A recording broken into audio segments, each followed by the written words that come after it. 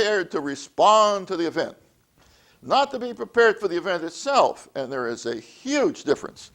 For example, one of the classics of not being prepared for the event itself is Haiti.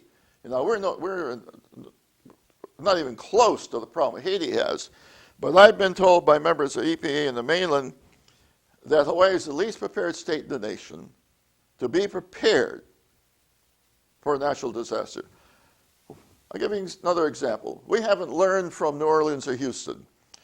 When the hurricane went through there, on the high-rise buildings, all the glass was flying all over the place. What happens if a hurricane starts in Hawaii Kai, goes up through Honolulu, and we have all of the high-rise glass? No effort has been made to try to mitigate the problem of loss of high-rise glass before an event happens. We need to do it before it happens, not clean up after it happens. The State House has passed these kinds of bills for years. I think it's been 10 years, and they get stuck in the Senate. And I just won't give up because I think it's absolutely essential for the health and safety of the people of Hawaii that we have a commission that will deal with natural disasters before they happen, not just clean up after they happen. And it's obviously something that has bothered me for years. And I'll keep trying. Okay, let's talk about water development. Now, this is a county issue, but it bothers me so much I want to talk about it. The chief engineer, Hawaii County Water Supply, says his job is to maintain the existing system. Oh, come on. You mean there's no growth in the Big Island? There's no new subdivisions that might use water?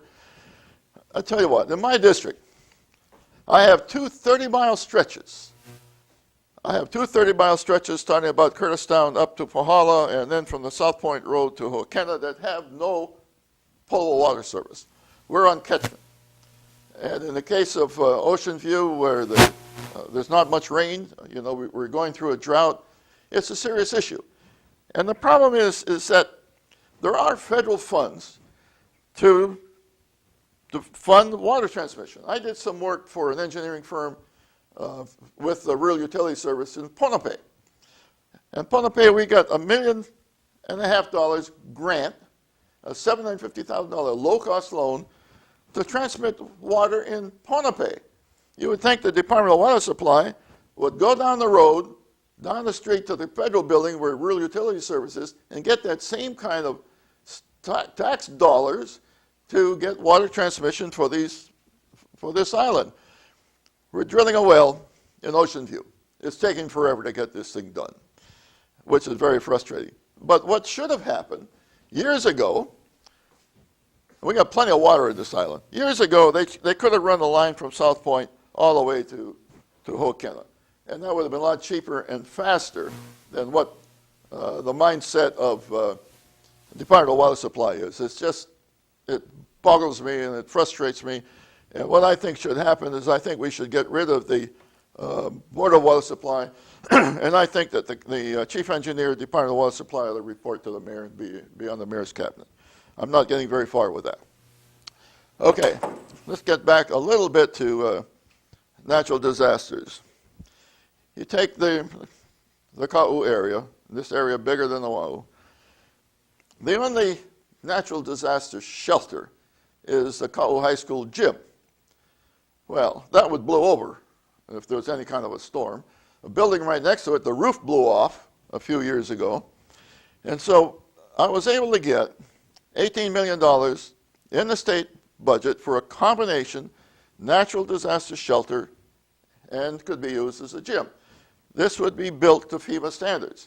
I don't think there is another disaster shelter in the state of Hawaii built to FEMA standards. Maybe one. Civil Defense at their place is probably nice and cozy while the rest of us blow away. You know, it just doesn't make any sense. Ask anybody, if a natural disaster of some kind is coming along, where is your nearest shelter? Oh, they'll say go to the school or something like that. We built this judiciary building down here in a tsunami zone and didn't even make it a natural disaster shelter. How much sense does that make? So, you know, just the population of the school complex alone is 750 people. And so we got this money, and it was going to the Department of Education.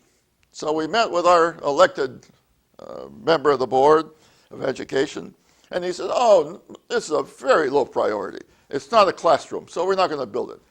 Are you kidding me? We need to do something to protect the health and safety of the people from natural disasters in areas of the state and the country that have a high probability of natural disaster. So with the support of the Speaker of the House and Senator Kokobun, we're going to transfer that money from the Department of Education to the County of Hawaii. We have a letter from Billy Kanoy, Mayor Kanoy, saying that he would be delighted to build this to FEMA standards. And if the governor won't release the money, I am in the process of working with Rural Utility Service to see if we can get some federal funding. They've indicated that they can probably fund maybe 75% of it. So I'm determined that we're going to get this built for the health and safety of the people in Ka'u. And what it would have a communication center. It would have storage for cots, for medicine, for water, for food, all of those things, kind of things that we would need in the case of a major natural disaster. Okay, let's look at the Castle Doctrine. There was a mini crime wave up volcano. It's never happened before. There was a truck stolen at gunpoint at Cooper Center. The post office was broken into. There was another person up there who was an invalid.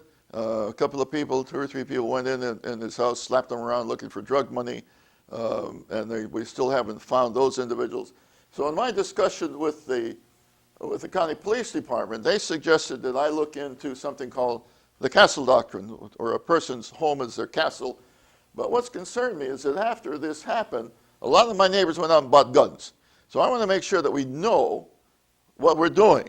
For example, if you shoot an intruder in your self-defense, that's okay. If you keep shooting them, that's an assault. So we have to have a complete understanding of what you can and can't do to protect yourself and your, quote, your castle. The bill that I have introduced expands the existing protection that's available to the people of Hawaii. And what this one will do is to alleviate your problem of civil liability. And so it should, I hope it can pass, but I want to make sure that the people that are starting to arm themselves and so on and so forth have an understanding. What I'm trying to do is to get a lot of publications from federal government and others that deal with these issues so they have a full understanding.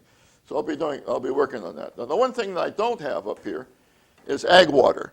And I meant to do that, and I got lost somewhere. I'm working with the farmers in Ka'u on trying to get water. Now, when the plantations were here, they had a series of tunnels drilled into the side of the mountain that provided water for flumes.